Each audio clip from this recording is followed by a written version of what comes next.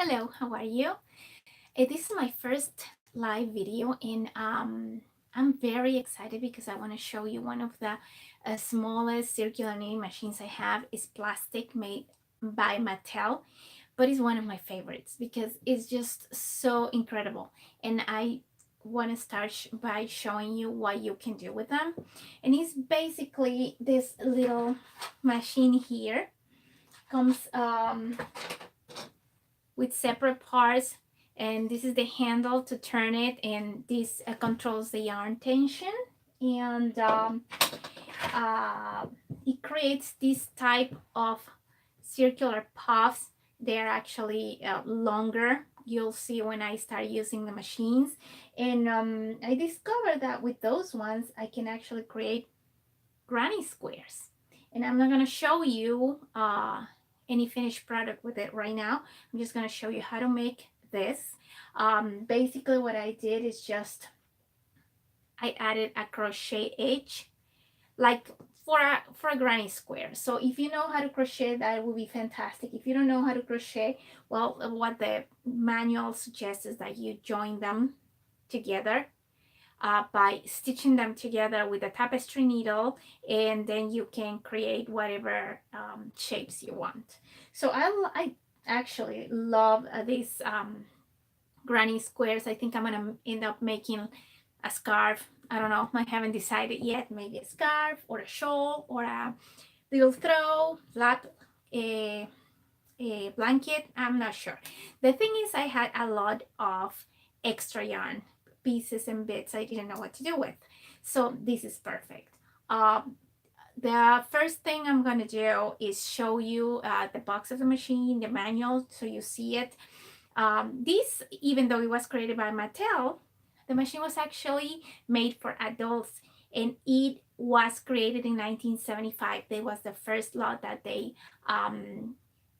put out for sale, and it was incredibly I think successful, because I find many of them still for sale on eBay and other online places. It's very fast. What I love the most about this machine is it's very exact, precise. I don't know how they make it, because I have a couple of plastic circular knitting machines. One is a rip-off, I would say. I shouldn't say that, right? From China. They works kind of good, but not quite. It drops the stitches. I have the Addy machines, the small one and the express one, and they're pretty good, but they're expensive. This one, on the other hand, looks like a toy, but it works fantastic, I promise you. So without further ado, I will move the camera to start showing you how to use the machine.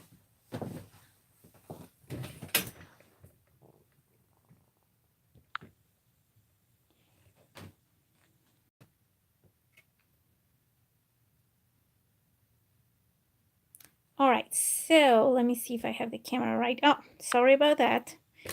Have the wrong angle here. Let me lower the camera. This is weird because I cannot edit the video, so it's a little bit difficult. So the first thing I want to show you is the box.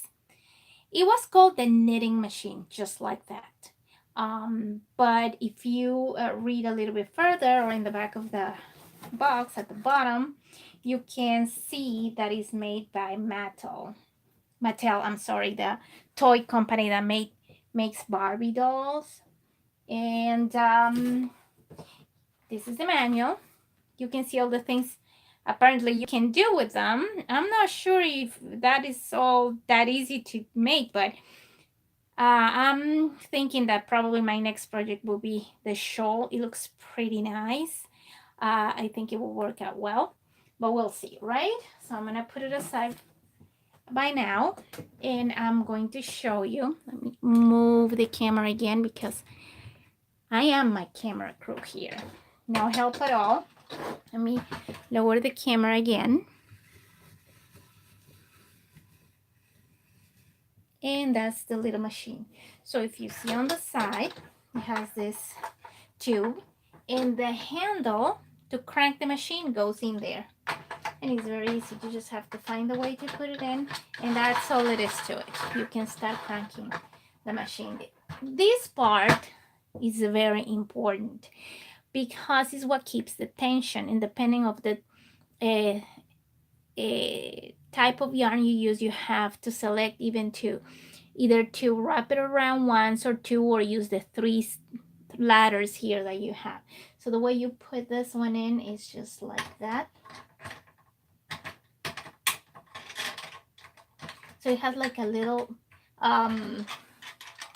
thing here that you pull this up and it will keep it from falling down. So it is very interesting the way they did this machine. As I said, to me it looks like a toy, but it's actually meant for adults. So let me, this is gonna be tricky. Sorry for the shaking. I'm just wanna find an angle that you can use, I can use, so you can see exactly how the machine works. So I think this has 20 needles. Let me see. Yeah, 20 needles. And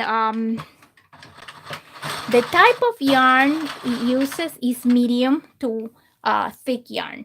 It doesn't work with thin yarns. None of these plastic machines, for some reason, are intended to work with thin yarns.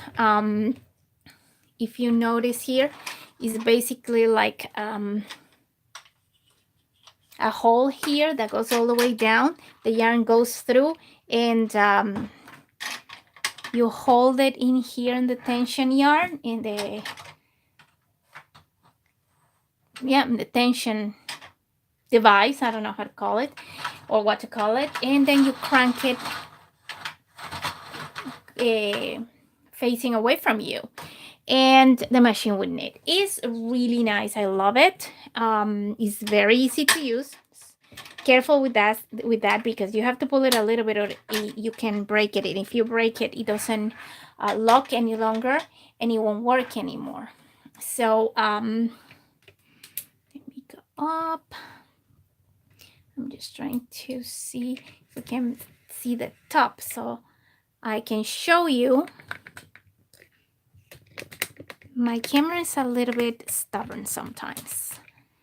So if no, I'm going to be inclining the machine so you can see what I'm doing here. Let me put it up a little bit. I would like to have somebody to help me to do that. That will actually be very nice. I think we're going to have a nice view from this angle. I want you to see the top because I want you to see how the machine actually knits. Here we go. So if you notice, I'm using yarn number 3.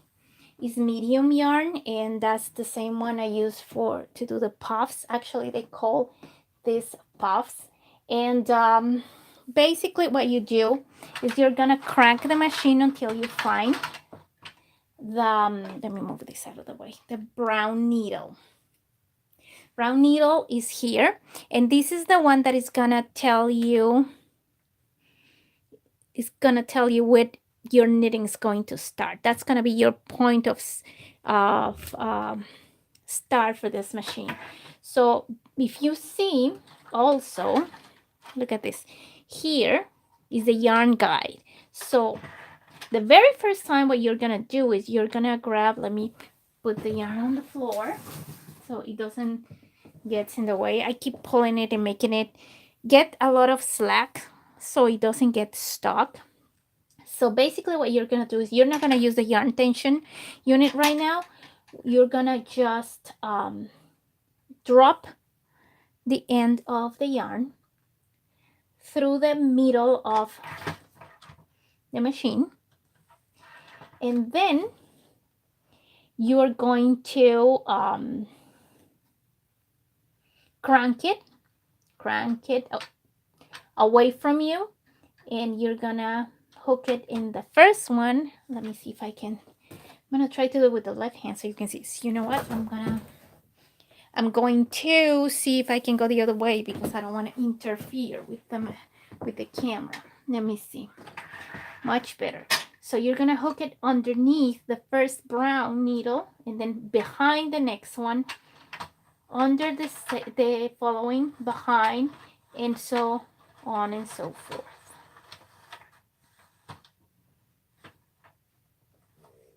And here you go, until you get to that brown needle again.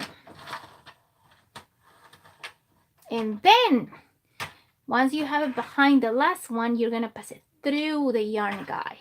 And then is when you actually thread your yarn through the yarn guide.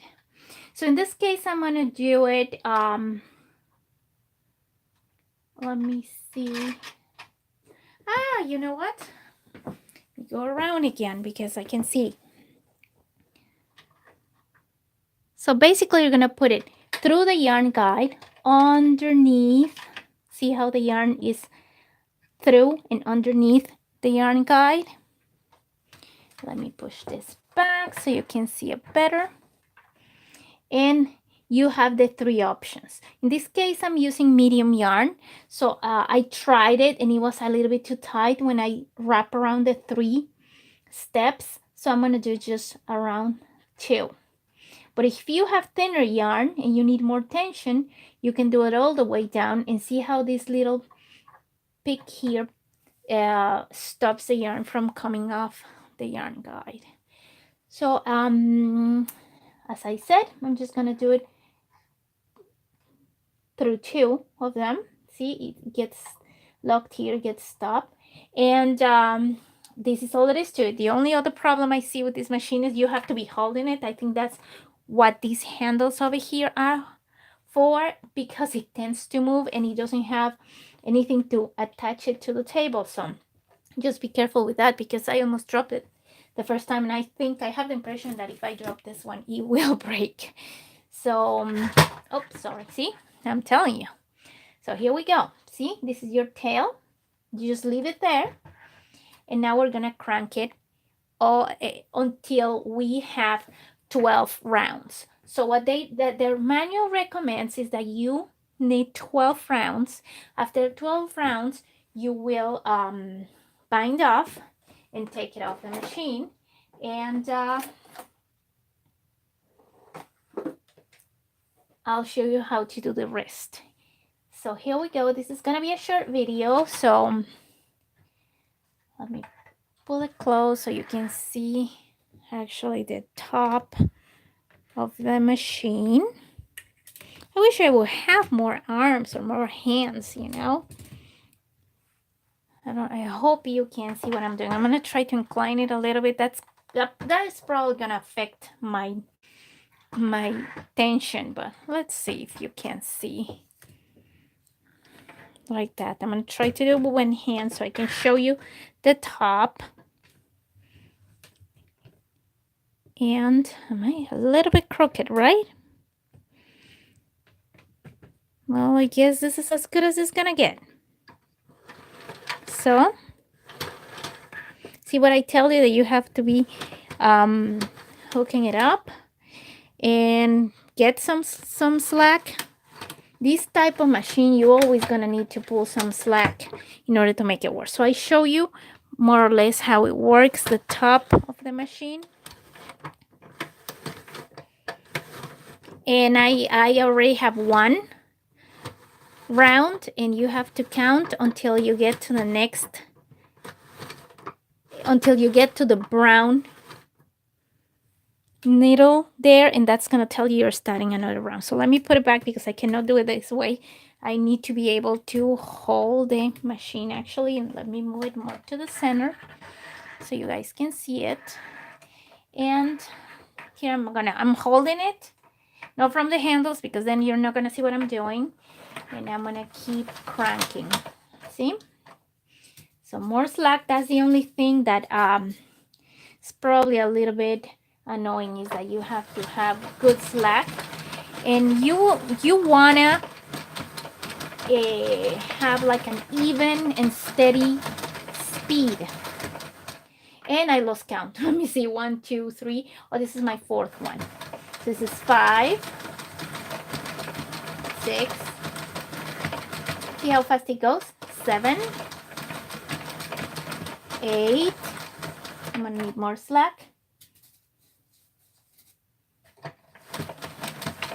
9,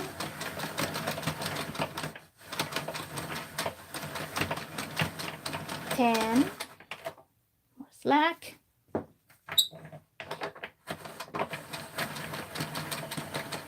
11 and 12. All right, so here we are. So now that I got to my brown needle, is my last round. Look at it. Pretty neat, huh? You can see the tail still there. It's very short, but there's a reason for it. If you make it too long, then you won't have this size. And this is the size they recommend to make granny squares. So I'm gonna cut like I would say about a foot of yarn, and then I will get my tapestry needle. I'm gonna thread it.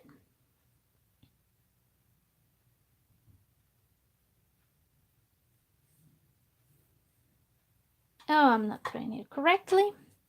Something went wrong here. You see, that's what I like about being able to edit my videos. You know what? This one's not working. Let me get another one with a bigger eye because it's not passing through.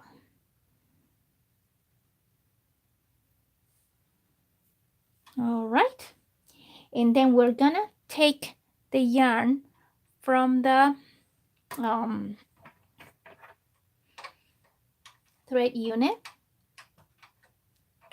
and we're gonna let it fall. We're gonna pull it a little bit so it falls all the way, so it's not on the way.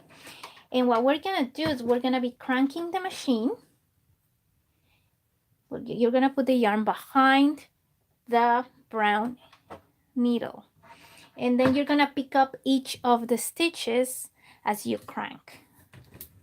So let me see. Oh my god, this is so difficult to show. I'm gonna try again to see if I can give you a better view of the situation. Oh, I think that's better. All right, so same way, you crank it clockwise and as if you were knitting. See, but you're not using any yarn anymore, so you're gonna wait until the needles are down enough, lower enough, so you can pick up the stitch with your tapestry needle, and you keep going that way. So I can even move a little bit further. It's not gonna unravel. You can see that the end of your yarn is right there. So just pick through this middle. It has like two latches here that hold the stitch in place. So you poke through and pick up the stitch. See? Same way here.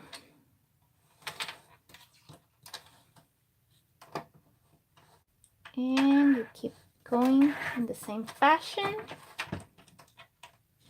until you get to the brown needle again.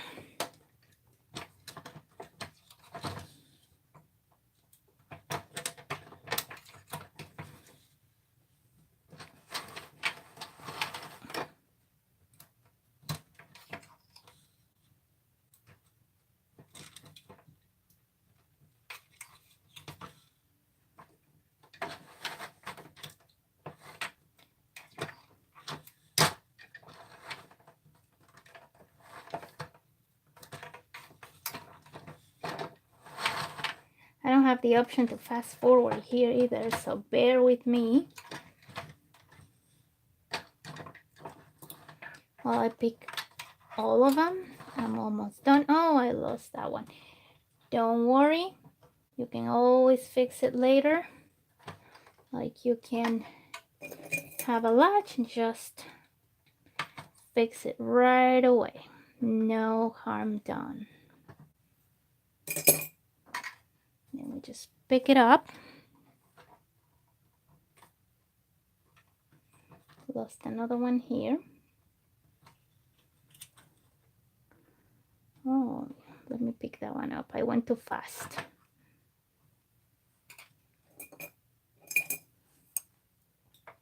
So I have my tools all the time here to pick my wayward stitches.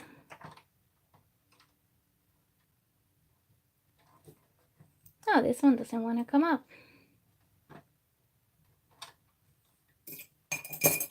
All right, here we go. Done.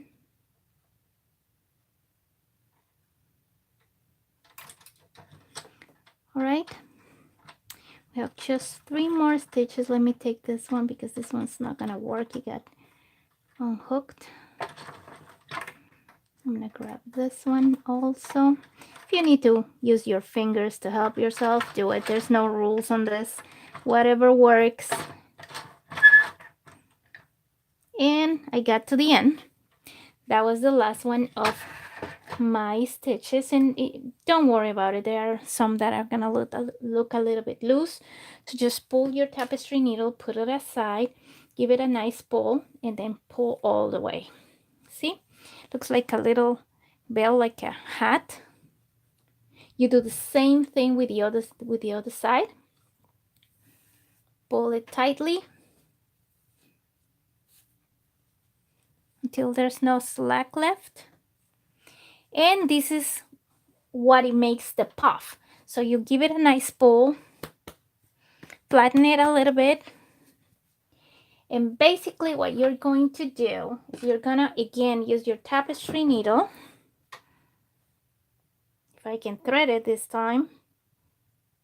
I don't have any nails. There you go. And basically you're gonna just go around a couple of times to secure it.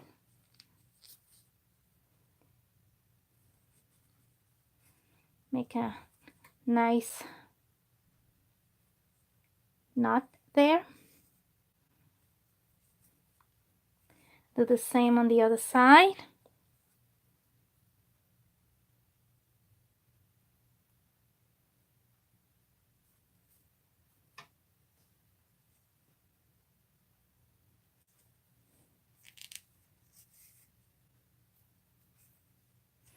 And you're gonna pull it through the sides this way.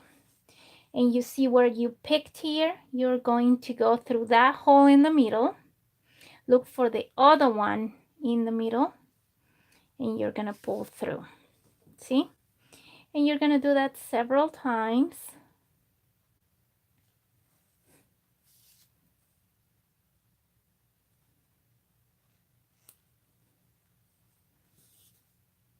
Now that you have it there, you also secure it the same way. We're gonna lose the other end in a minute.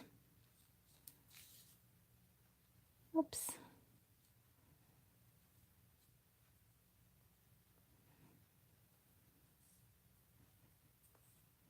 See? I'm gonna pass the other end the same way a little bit just to loose it, and so the ends are not visible. This is easy because we can lose them in the middle. No need to do anything else. So I'm gonna pass it through, and I'm gonna go like this, and I'm gonna thread it through the pearl stitches, in between the stitches. And I'm gonna pull it a little bit, and I'm gonna cut the yarn.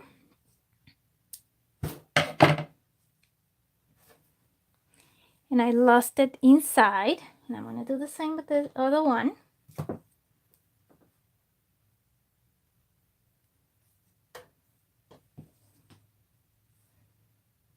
See, I'm gonna pass it through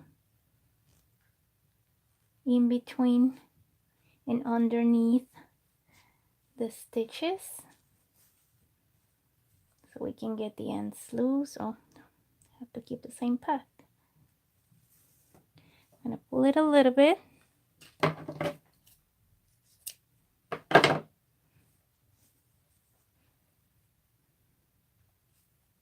And here you go.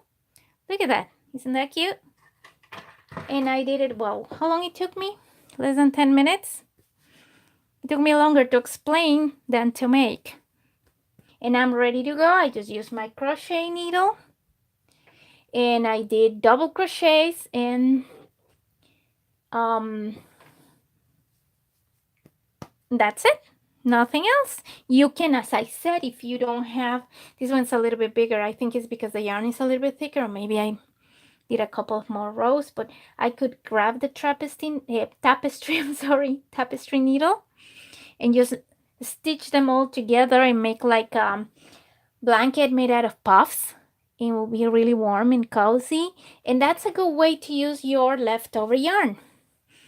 So this is the 1975 Mattel circular knitting machine. It's adorable. I love it.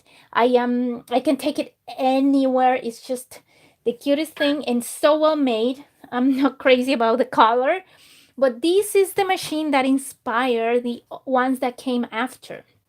All those children and plastic machines that you saw that came after, and I'm pretty sure that probably inspired the Addy machines too, the Addy circular knitting machines. And I suppose that Mattel took the idea from the sock knitting machines, the metal one back in the 1800s. So this is my new baby. I love her. I think she's adorable. And just to save it in its box, just take the handle out. You can just remove the yarn guide and that's it. You can take it with you. It's very light, very well made. I'm afraid that if it breaks, I'm not going to be able to fix it, so I bought another one. I own two just in case one breaks. I have the other one. It's super old and it still works extremely well. So that's my live video for today. Thank you for being with me. I hope it looks good. I'm gonna go right to my YouTube channel and see how this looks like, what this looks like, because I'm not sure it's the first time I do a live video. I hope you enjoy it, and I will show you another of my collectibles next time. Thank you for watching, and don't forget to subscribe to my channel and hit like if you liked it, and I'm so happy to have seen you today. Have a good night. Bye.